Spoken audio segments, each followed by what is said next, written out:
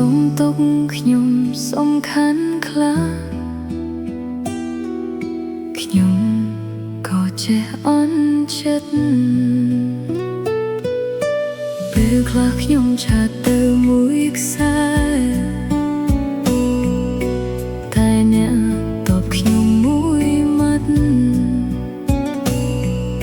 ខ្ញុំមិនផ្តាមឆាតអ្នកក៏ស្ងាត់ទោះបីខ្ញុំបាត់អ្នកមិនដែលខ្វល់រកឡើយមានខ្ញុំក៏បានអត់ខ្ញុំក៏បានតើសួរថ្ងៃក៏លែយ៉ាងទុកខ្ញុំជាអ្វី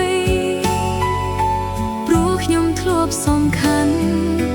បែរជាអស់តម្លៃព្រោះអ្វី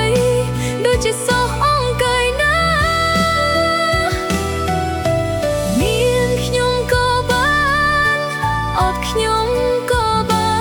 នខ្ញុំមិនស្មានខ្លាយទៅជាបែបនេះសោះពួកយើងធ្លាប់អែមល្ហែម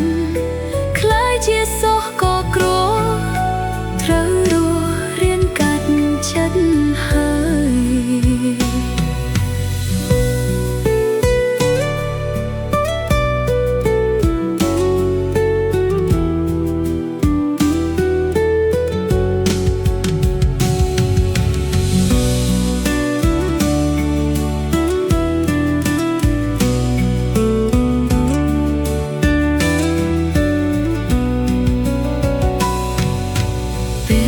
ខ្ញុំឆាតទៅមួយខ្សែតែអ្នកតបខ្ញុំមួយម៉ាត់ខ្ញុំមិនផ្តាមឆាតអ្នកក៏ស្ងាត់ទោះបីខ្ញុំបាត់អ្នកមិនដែលខ្វល់រកឡើយមានខ្ញុំក៏បាន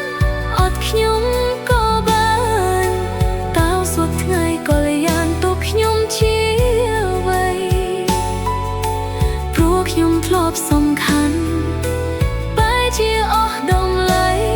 ព្រោះអ្វីដូចជាសោះអង្កេយណាមានខ្ញុំក៏បាន